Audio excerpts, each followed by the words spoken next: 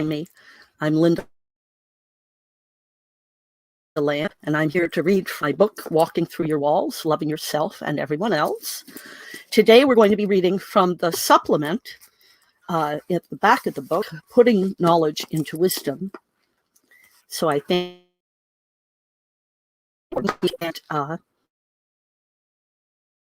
or join me later if you watch and play. I hope everyone had a good Easter.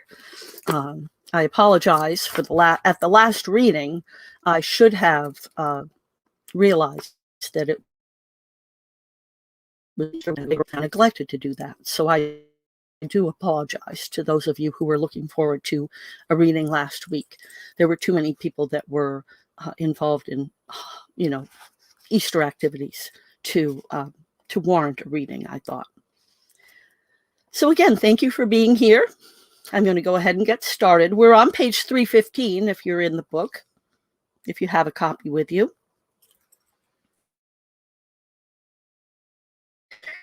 The supplement, it's a preview of material that we'll get into more detail with actually in the next volume, which is the volume that will have all the tools to use to embody the knowledge and the wisdom that you've absorbed out of this book here, this volume. So we start out with a quote from Bruce Lipton, PhD. He's also an author and very interesting and knowledgeable man. We must return to the roots of our ancestors and honor the structural nature of our physical universe, the lesson offered by quantum physics. In order to get there, we must first recognize and honor the fact that each of us is a spiritual entity inhabiting a physical body. Honoring is the foundation of harmony. I love that quote. When I set out to write this handbook, I had no idea it would be so many pages that it would need to be broken down into 3 volumes. And I'll make an editorial note. It may even be more than that. It's difficult to ask you to stop here. I'm finding it difficult to part myself from you. To just end things now seems so abrupt. In volume 1 of this handbook, we've covered a lot of ground, mostly a lot of history and science. I don't feel comfortable wrapping up this volume without at least giving you some tools in an organized manner to start you on the process of walking through your walls. Volume 2 has a long chapter on the tools, and it lists almost every tool under the sun.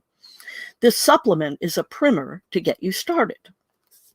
Since the entire handbook encompasses an overview of the 7 chakra system, I'm going to leave you with a tool for each chakra so you can begin, if you haven't already, to open the flow between your different chakra energy centers and to get yourself humming, so to speak.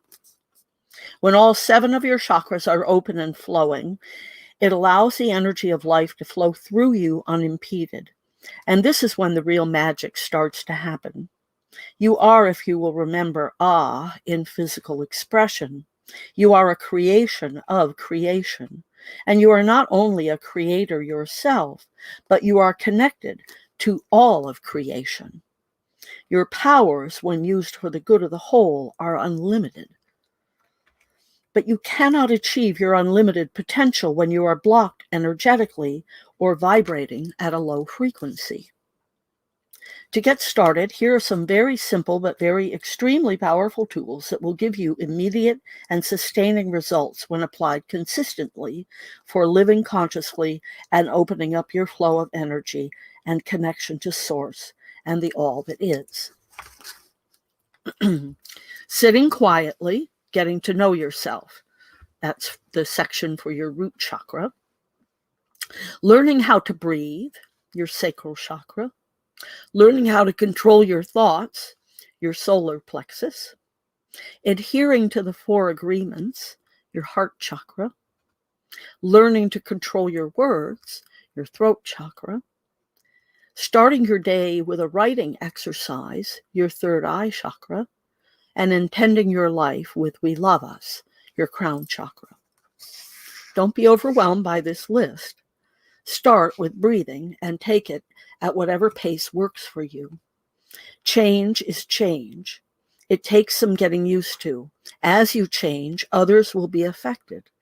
Be patient with yourself and with others. Give yourself compassion and love. Forgive yourself for forgetting you are divine. You can do this.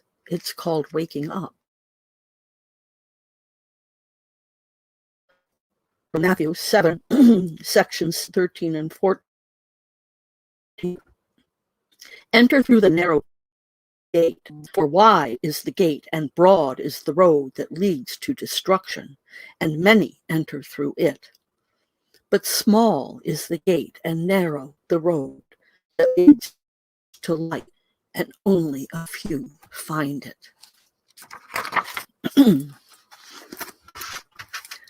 Supplement 1, sitting quietly and know yourself.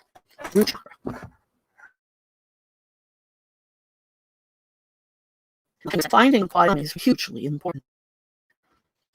The way you find out who you are is to sit quietly. This can be called meditation, mindfulness, or just sitting quietly. If you never sit quietly, you never hear what your spirit and your source are doing.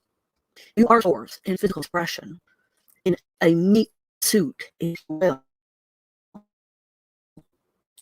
Is inhabiting this meat suit. You are in this together. If you never sit quietly, you may never discover your connection. Mary Oliver said, listen, are you just calling it a life? Okay, the sound is garbled. Let me see. I wonder if... Let me move this mic a little closer, maybe. And I wonder if me leaning the book on the computer is making that noise. So, Amber, thank you for that feedback, and let me know if it clears up at all or if it continues to be a problem.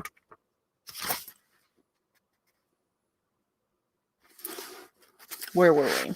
Let me see. Okay, we were ready to turn the page. In this third dimension, a human body is what you, in your divine expression, inhabit. You're not your body.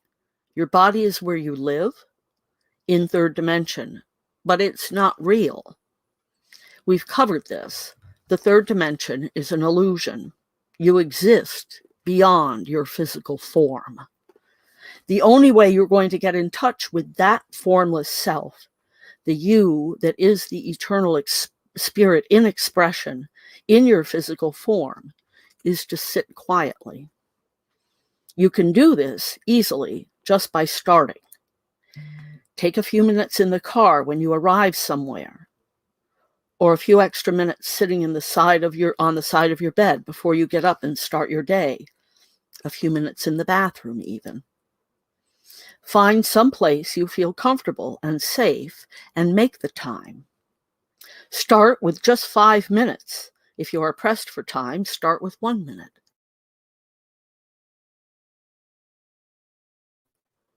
If that's all you can manage. This will grow on you. Seek out more time, longer and more often. These times will become your haven. Trust me on this. It may seem rough going to start, but let me assure you, with every fiber of my being, this truly is the most important thing you can do. If you do nothing else, do this. Connect with yourself by sitting quietly. Learn who you are. Make sure you're comfortable in whatever you are wearing. Loosen any restrictive clothing. Obviously, if you're only sitting for a minute, this may not be necessary. But if the best thing is to be able to sit for half an hour or even an hour. Sit comfortably. I believe your intention and focus are more important than your posture. You will have to play around with what works for you with your eyes. I close my eyes, but often closed eyes will make for a busy mind. Or if you are tired, you may fall asleep. Open eyes locked on a focal point is one popular method. And this works well because if you keep your eyes locked and focused on your breath, locked and focus on your breath, it's the easiest way to keep your mind from wandering. Focusing on something with the idea of not taking your eyes off of it, like a candle or a photo or a painting or some other focal point, combined with focus on your breath, causes a very strong use of the right side of your brain, keeping the left brain activity at bay, at least, so you're 50% of the way there. Another method is to have your eyes partially open and out of focus. This tends to be what Buddhist monks practice. Then just focus on your breath. As you breathe, focus on the breath coming in, moving down into your core, through all 7 chakras, down into your root, and then back up again. Consider how, as you breathe, you are drawing in life. Realize that your breath is your life. As you breathe, you fill each cell of your body with life-giving oxygen. It is each breath you take, to eat, or the water you drink. It's the air you breathe. Honor it, bless it, be grateful for what happens, for what it empowers you with, which is everything it empowers you with, which is everything. It empowers you with life. You will think in physical form because your meat suit will cease to function. Without your breath, you, the you that is real, the you and space. Without your breath, you will leave your 3rd dimension body behind. Through your breath, as you breathe, you can learn to connect not only to yourself, but to the whole, the all that is, while still in your meat suit, while still in this 3rd dimension. Doesn't that sound like a good idea? To connect with the greater vision, the larger plan, to connect with your reason for being here beyond being here in this physical form. As you breathe, give yourself love. Appreciate the miracle that is you. You are a unique expression in physical form. Trillions of cells are all working together to create your body suit. A child of the one great mind, the all that is. Tune into your body. Quiet your mind and listen. Listen to what your body and spirit want to tell you. Quiet yourself and allow the great parent to speak to you. When you start this practice, you may discover that your body wants to fight you. You may feel the need to cough or scratch. You may find yourself fidgeting or find it difficult to get comfortable. Sitting quietly will become a battle with your body as you test the length of time you can sit. You may find your eyes will water or your nose will suddenly start running. It will take great effort on your part to resist these urges. If you are meditating in a group, sometimes this can be the result of group energy, but more likely it is your ego. You're fighting you for control of the situation. And again, the ego is not the psychological Freudian ego. It's the ego of your wiring, the ego that came with the body, that is there to keep you safe. That ego does not like it when we change. I'm probably reading what I'm about to, I'm probably saying what I'm about to read you, but in any case, let me go on. You're exactly right. Your ego is here to protect you and keep you safe, but your ego thinks it is in control of you. If you are new to mindfulness, your ego thinks that it is in control of your mind and your body. Your ego is frightened to let go. Roseanne Cash said the key to change is to let go of fear. And that's a product of your ego, right? When you choose to lie or sit quietly and be mindful, you're having a hard time being still, Amber. Thank you for sharing. Exactly. That's exactly what's happening, right? Your ego doesn't want you to listen to this material. Your ego wants you to get distracted and to go do something else, right? This is not comfortable material for people. And on the counter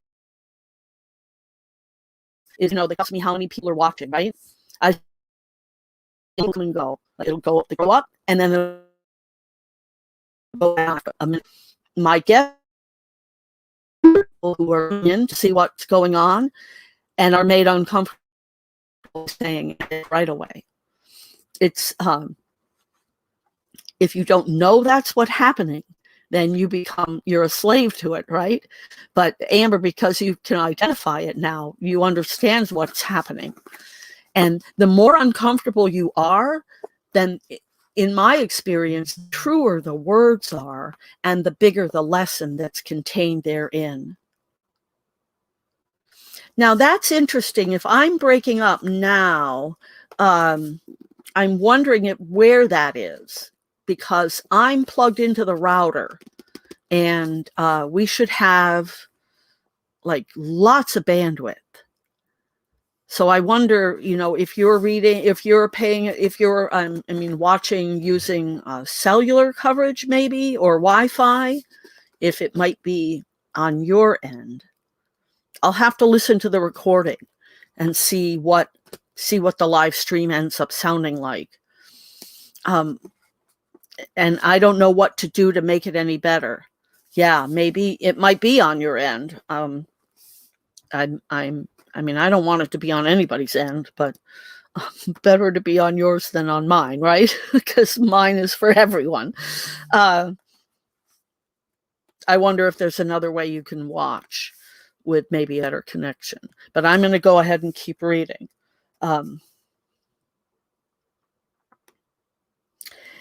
Okay, when you choose to sit or lie quietly and be mindful, your ego freaks out. And I don't suggest lying unless you're doing a guided meditation, because the risk of falling asleep is much higher. This practice is not about sleeping. Your ego fights, although I'll just stop and make an editorial note. There are people who will say that even if you fall asleep, that your subconscious is still aware of what your intention was and that you are still making progress. The kind of sitting quietly that I'm talking about, I specifically don't want you to fall asleep, because now you're asleep and you're not conscious of what's happening. And the whole point is, yes. And so, Amber's saying that her ego always puts her to sleep when she tries to lie down. And if you're doing any kind of meditating at all, that is what will happen. Your body, you've also got cellular memory that you're dealing with as well. So our cellular memory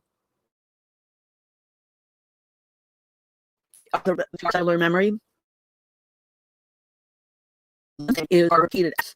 And in general, our body knows that if you're lying down, you're probably taking to sleep. You're probably getting into bed. Since that's when most lie down. A lot of people never lie down during the day, and the only time they ever lie down is at night. Now, you might lie down on a doctor's table or something. That's a little different. In general, so you hold all yourself, go sleep. And then it just makes it easy to put you to sleep. And so now you're not making that connection. You're not aware. And when you're not aware, not really working on acting with spirit and the divinity within you.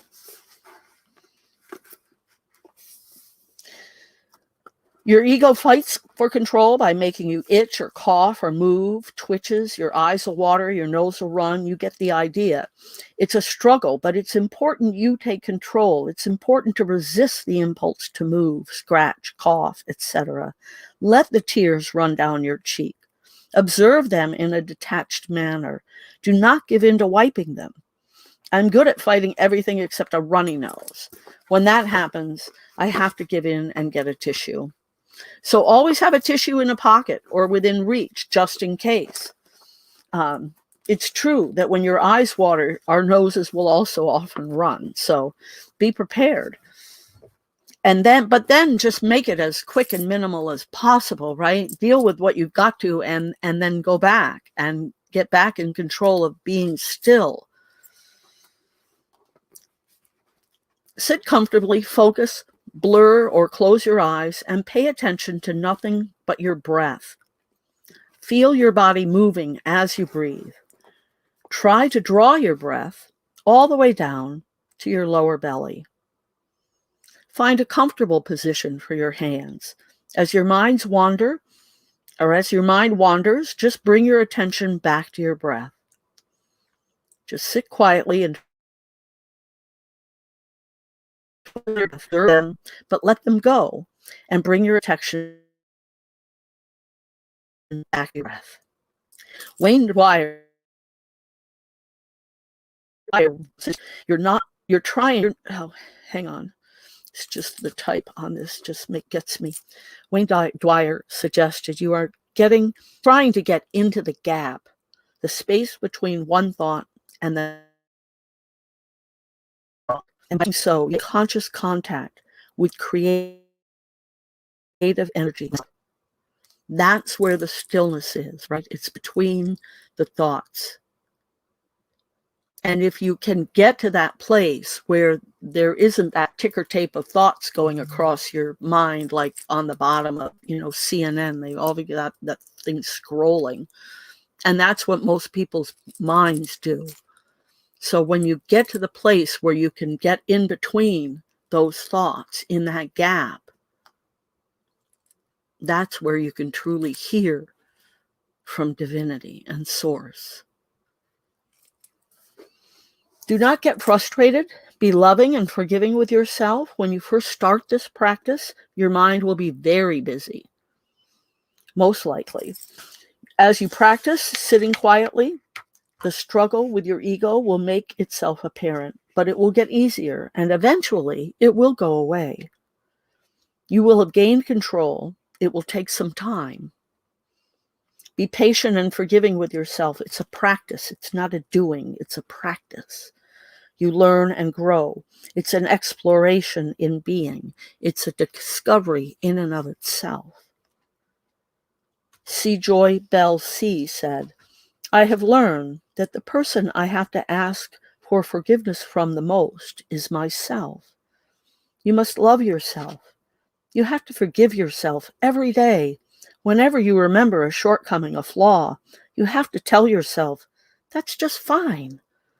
You have to forgive yourself so much until you don't even see those things anymore, because that's what love is like.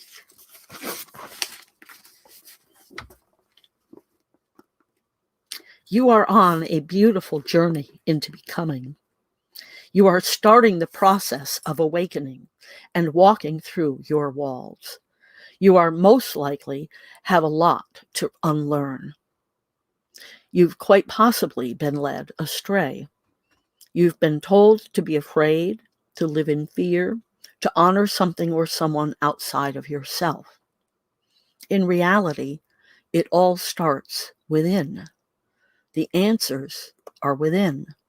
The truth is within. Everything you need to know about you, who you are, what your life is supposed to be and become, it all comes from within. If you never listen, if you never learn how to hear, you will likely miss out on the miracles just waiting to emerge for you. I know that when I'm struggling here, I'm sorry, I know that it is a struggle. I know that what I'm suggesting here may seem terrifying to you. Remember this. I'm here holding your hand on your journey. If you feel lost or overwhelmed, just close your eyes and connect with me energetically. Know that I am here to support you and that I believe in you. And I know you can do this. I have done it myself, and I know anyone can do this. You are stronger than you imagine.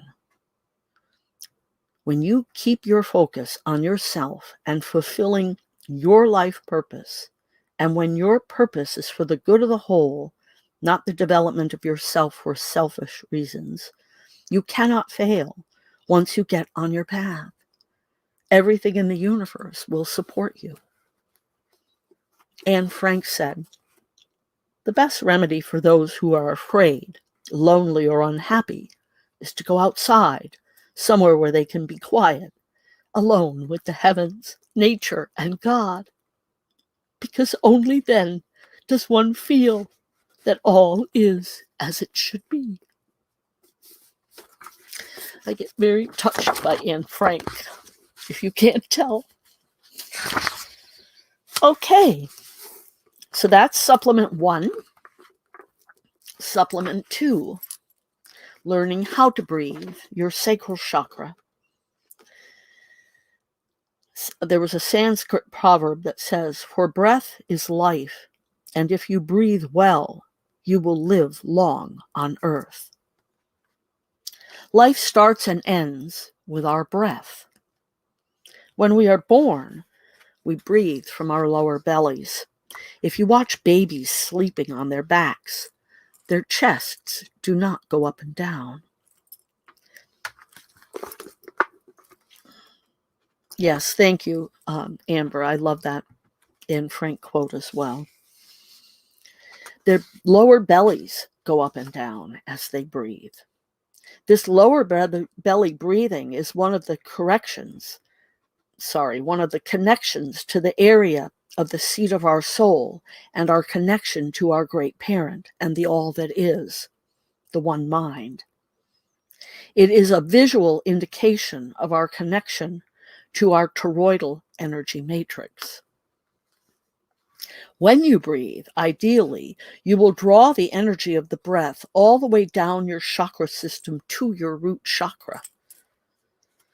And when you exhale, the breath energetically comes all the way up from your root, up through all the chakras, and energetically leaves through the crown chakra on the top of your head.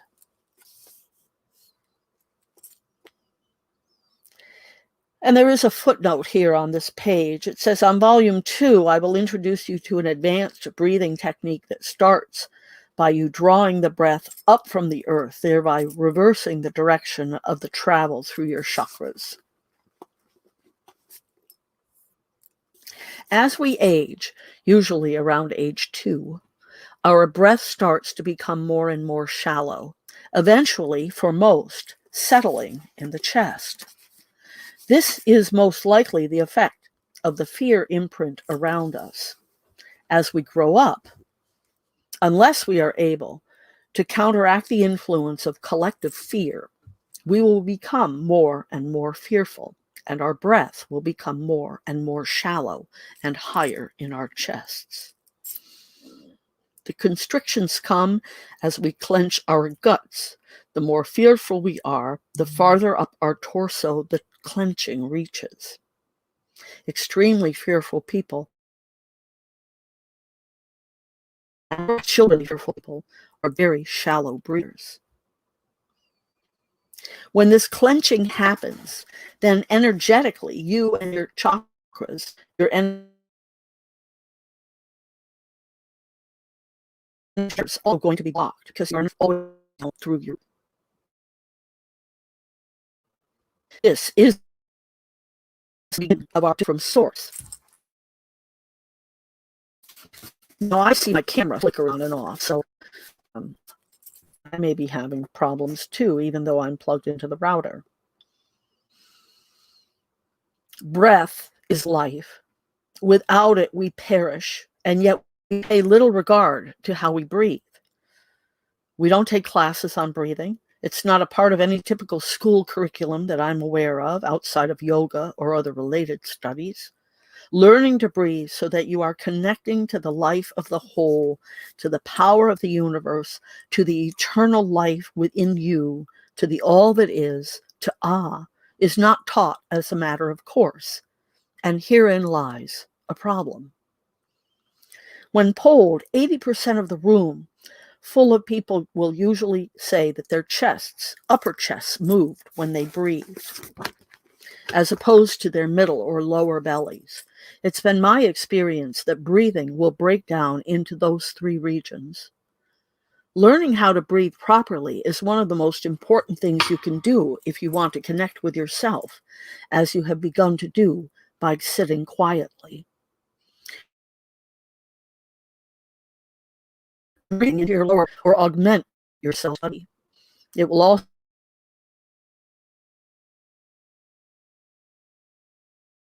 lead to greater things combined with sitting quiet. By It's nice if you can be sitting in a chair with your feet flat on the floor. I believe once you enter into the mindset of connection and oneness, everything around you knows, and it picks up on the vibration, and the experience will be just as powerful in any position. The only challenge is with visualization of the toroidal energy flowing. Make sure you are comfortable, and then as you breathe in, visualize the thread of energy coming down from the toroidal energy field around Earth, down to you, passing through your core, all the way through all of your energy centers, right? Your crown, third eye, throat, heart, so down your legs, into the earth. And then as you exhale, it wraps back up around the body, back up to your crown chakra, meeting and wrapping again into your crown as you inhale, and passing downward through your chakras back into the earth, exhaling, wrapping around, returning again and again. As you, right, this, so you're making, really, it's a toroidal thing, because it comes down, and then you breathe it back up and around. Okay, I lost my place.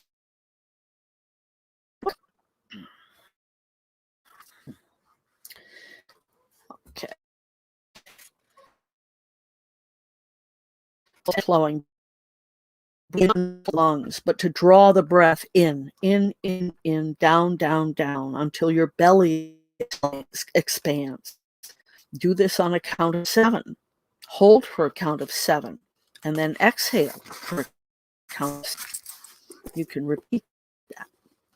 Spend as much time practicing lower belly breathing and visualizing the toroidal energy flow as you can. Each time you do, you will be increasing your connection to your center. You will be a flow of energy to your chakras, and you will be connecting to source. Visualization and breathing while in shower. You can augment this practice with a standing combined with arm movements, which will assist in clearing your energy field.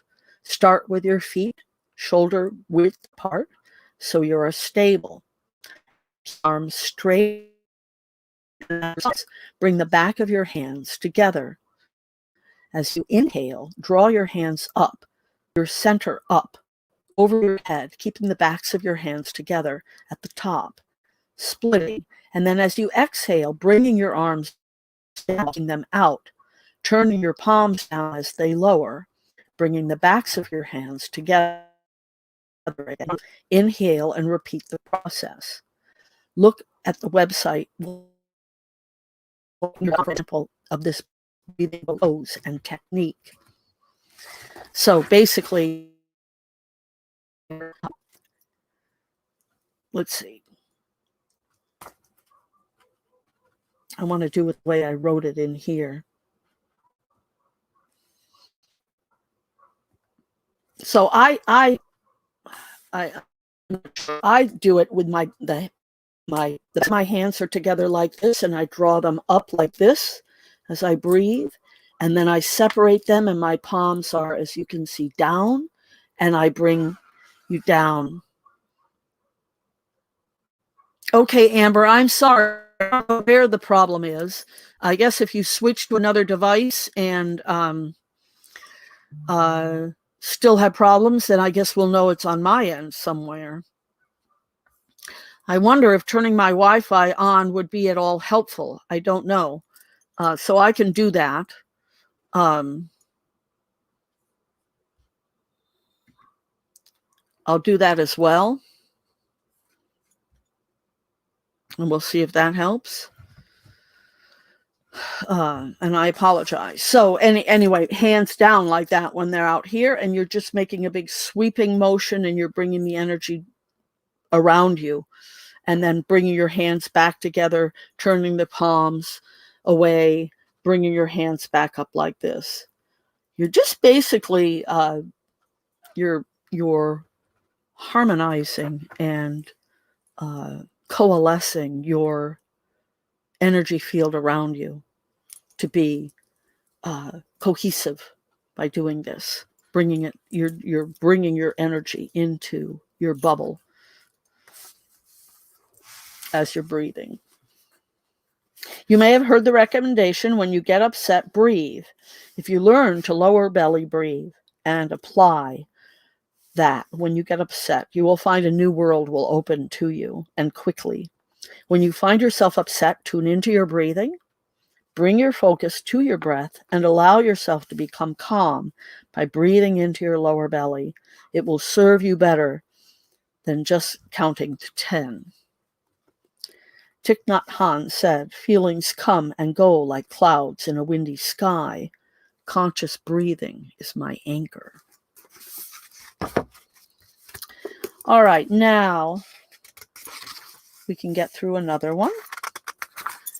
So let's see here. Supplement number 3, learning to control your thoughts. And I wonder, this isn't a long chapter either. It looks like we might be able to get through several of these supplements. So supplement 3, learning to control your thoughts, the solar plexus chakra. Amelia Earhart said, "The most difficult thing is the decision to act. The rest is merely tenacity. The fears are paper tigers. You can do anything you decide to. You can act to change and control your life, and the procedure and the process is its own reward." Learn to control your thoughts. You can easily do this, although at first it will feel like a struggle. If you can persevere the first few days or a week, you will learn to do this. Pick a solid mantra or short saying. Okay, so after the word mantra, we have a footnote.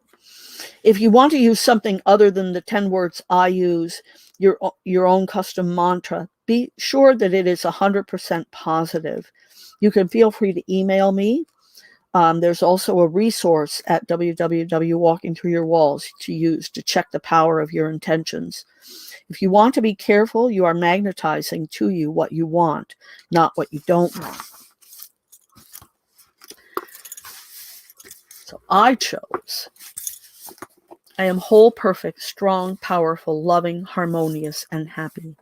And that's actually a statement that was made in the book, in the movie, The Secret by Rhonda Byrne. Those are my 10 little words, as I like to call them. You have no idea how many people will say, "Oh, I could never learn that. I could never memorize that." Never say never. You can do this. And if you set your mind to it, you can do anything good you set your mind to. Buddha said the mind is everything. What you think, you become. I bought some of those business cards that you can run through a printer, and I designed them with the 10 words on one side. And then on the reverse side, I put the following, also from The Secret. I am God in a physical body. And all of the I ams are in caps. I am God in a physical body. I am spirit in the flesh. I am eternal life expressing itself as me. I am all-powerful, all-intelligence. I am wisdom. I am perfection. I am the creator, creating the creation of me on this planet. You can use anything to make these cards. Use index cards or make your own out of whatever you have handy. If you have to handwrite them, handwrite them. If you have old business cards that you can write on the back of, use those. If you can laminate them so they last, all the better. The point is to take action. Mary Oliver said, you must never stop being whimsical, and you must not ever give anyone else the responsibility for your life. Cards and put them everywhere. Take them to the bathroom in your mirror, to your old on your computer. Put them in the pockets of all your jackets, coats, and sweaters. Put one in your wallet, in your ID sleeve, in your credit card or phone case. Having them and seeing them everywhere will help imprint upon your memory your intent to learn to control your mind and thoughts. Some people will write on their hands, but I can't see you. Find what works and stick with it. Actually, lately I've been drawing something, a symbol, to remind me of my oneness. So draw on yourself if that works. That's great. That's great, Amber, and great feedback too. That it will feel better. You do feel better eventually. You're basically reprogramming your subconscious when you do that.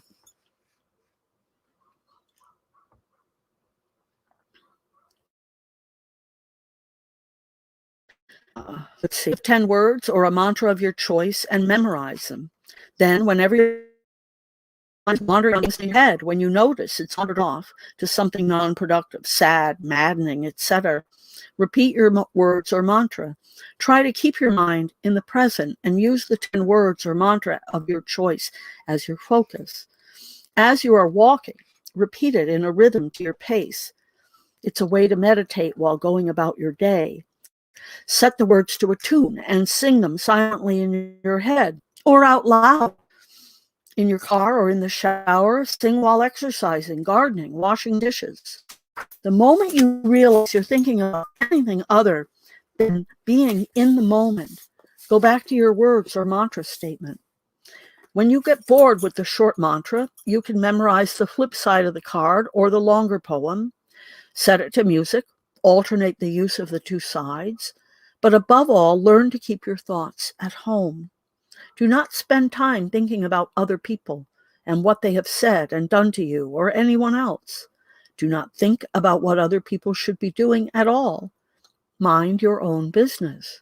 Focus on becoming the best you that you can be. Forget everyone else. Everyone else's life's purpose is not your business. If you are a parent, this applies to you also. Do not try to shape your children's lives into what you think your children should become or be becoming. Give them space and allow them to express themselves. Support them in their unfoldment rather than direct them in your purpose or their purpose. Stay with the prescribed statements. Brian Tracy said, you cannot control what happens to you, but you can control your attitude toward what happens to you, and in that you will be mastering change rather than allowing it to master you.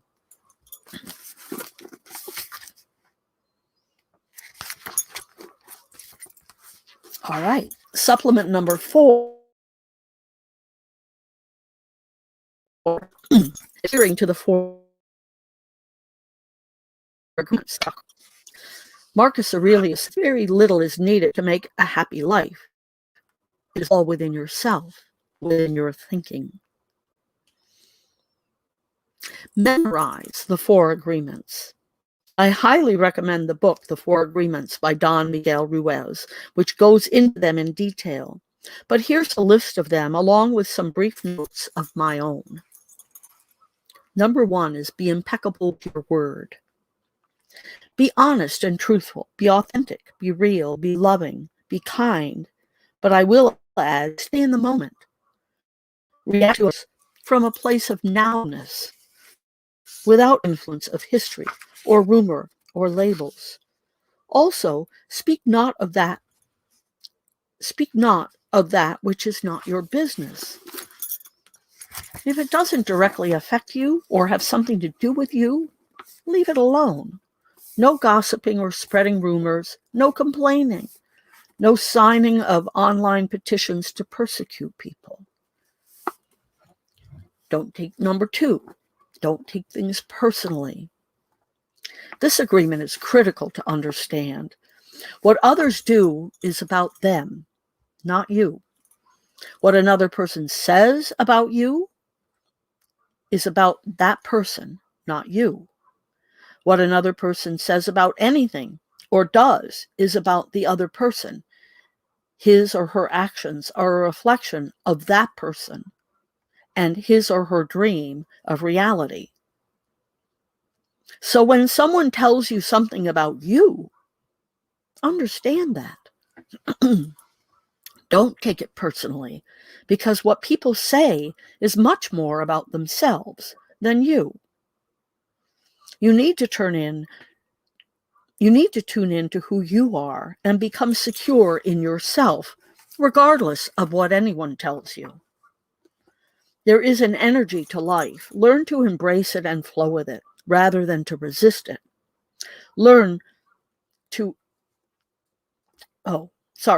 Become who you are, not someone you're being told to become. Don't allow your flow to be forced by others. Now, I'm thinking of a situation that I had where a boss called me in and told me something about myself that was a criticism. Now, there are times where what you're being told is actually genuine, real feedback. And you just have to learn how to discern them. But when someone, not a boss, but someone else comes to you and says, well, you blah, blah, blah, blah, blah, blah, just the fact that they need to come to you and tell you that is a reflection of them. And then depending on what they've said, you have to take it and look at it and evaluate it for whatever value it may hold for you. But you cannot take it personally. You should not take it personally. The way they've delivered it, the words that they used, all of that is about them, right? So we have to pull the thread of what is the piece that is really of value. And there may not be. A lot of times there isn't. In the workplace, you really have to pay attention, because most of the time there should be something of value to take away from it. And in that case, there was something for me to take away from it. And it was an easy fix. I just needed to be told. Okay, number 3, don't make assumptions. Just as you don't take things personally, you cannot assume you know anything about anyone else. In doing so, if you do make assumptions, you reflect your dream of reality about them. Just as you do not want others to make assumptions about you, you should not make it about others. You never know what is the whole picture in regards to someone else's life. You have no idea what someone else may have suffered or endured. Don't worry about other people. It's none of your business anyway. Be the best you can be, focusing on your business and allowing others to be who they choose to be without your judgment or assumption is key to your happiness and to world peace. Never assume, for example, that someone does not like you. Never assume that someone is mad at you. Never assume someone has neglected you or some task on purpose. Also, never assume you know anything about another person unless that person has directly told you or you personally observed it. As Don Miguel Ruiz says, this one agreement can change your life. Every child of an alcoholic thinks he or she is the reason mom or dad drinks. This is just one list of an infinite list of assumptions we make about other people. Rather than making assumptions, talk, if not to that person, to someone else. Work out how to let go of the assumption, clear the air, make it a priority to learn how to let the need to make assumptions go. When we learn how to let go of our knee-jerk way of responding and learn instead to live from the moment, we totally shift the energy and frequency around us and we get into the flow. It can be extremely difficult to overcome our programming. Being in the hospitality industry is a good example. You meet a wide variety of people, and it is true that there are certain kinds of reservations or cultures or addresses or appearances that will trigger a knee-jerk response. To be mindful is to learn how to meet each person as if he or she has no history, without any prejudice or assumption. That new person is not related to the other problem customers. While people may share certain characteristics, whether it be race, nationality, or address, for example, each human is an individuated expression of the divine, the all that is, of the whole, and deserves a non-prejudiced respect. How lucky if you happen to be working in an industry that blesses you with such a great mindfulness training ground. Any service industry offers great practice for learning how to see each person as unique and valuable. To be whole, healed, human is to love each person who comes before you as yourself. The fourth agreement is always do your best. Our natural state is to do our best. We are born with the wiring to do our best, expansion and growth. This is the purpose of life. This will seem like a given to many of you, but for some it will be a new concept, in all likelihood because your best has been beaten out of you, either physically or psychologically or both. Once you have healed, doing your best will come naturally to you again as well. Anyone who doesn't resonate with doing his or her best will first want to address that issue and get help to resolve whatever it is that is impeding the desire to do your best. The universe doesn't reside within you to do anything other than to be great and help make the world better. We are, after all, creation in expression. When you stop and think about it, why would the Creator, our shared parent, ever create anything defective or diminished or less in any way? The Creator doesn't. It is only our third dimension limitations in understanding and a misunderstanding of appearances that cause us to look upon things and each other as anything other than incredibly beautiful and celestial. Forgive yourself for forgetting you are the Creator in physical expression, that you are a part of the all that is, that you are eternal life in physical form. You are capable of amazing and incredible deeds. You need not try to be special. You already are. You need only to be your natural self, to be your best good self. I highly recommend The Four Agreements by Don Miguel Ruiz. He goes into much more detail on each agreement. Now that's the end of this supplement. Oh, I've got a quote at the end from Og Mandino. Always do your best. What you plant now, you will harvest later.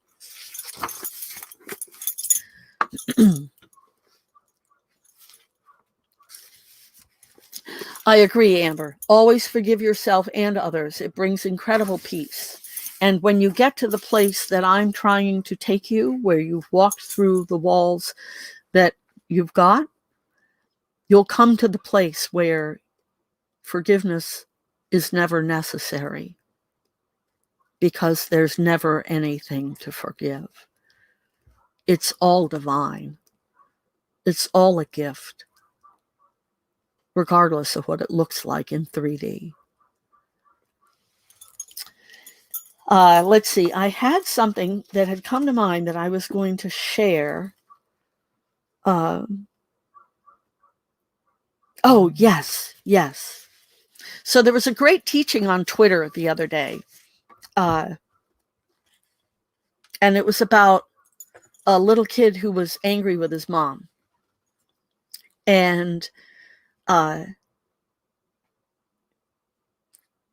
what happens, especially when we're younger, it's easier to see it. When we get older, there's a lot of layers that come on to things when we get upset. But this little kid was upset with his mom. I don't remember why. But as a result of being upset with his mom, what the kid realized is that the kid wanted to be mean to his mom. Like, he didn't want to be, though. He was in that place where they can still observe what's happening. Before, you get to an age, they get to an age around 6 where they start to shut down and stop talking. But this one was still willing to talk about what was happening, what he was experiencing. And he was experiencing this feeling of wanting to be angry with his mother and be mean to her. And it was the classic example of hurt people, right? That's a part of our wiring. When we're not happy, when we're feeling hurt emotionally, not necessarily physically pain, but emotional pain. Actually, it happens when we're having physical pain as well. But that's not the kind of pain this kid is having. This kid's having emotional pain because he wants to be mean with his mom. And at the same time, he doesn't want to be mean with his mom. And he's not understanding. He's not understanding why he's feeling that way.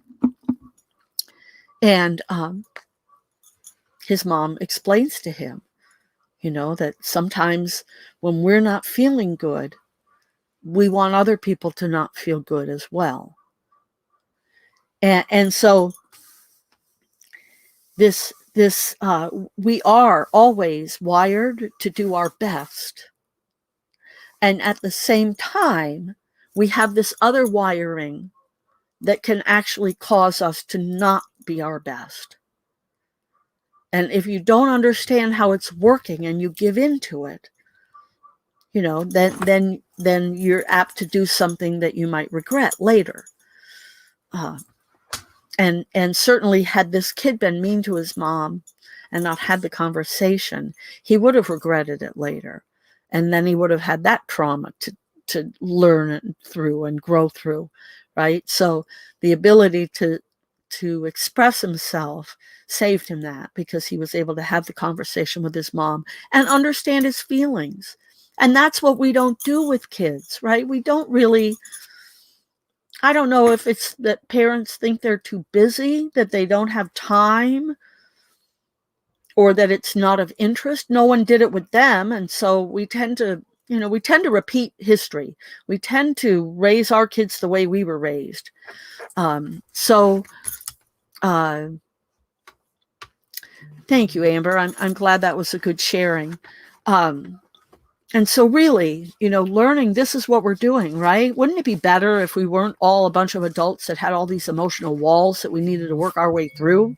If we had been given guidance when we were little on how to process our emotions and what our body's doing and what that means and where those feelings come from.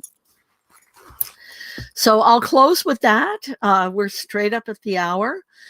We'll meet again on Tuesday, and we'll do question and answers about this.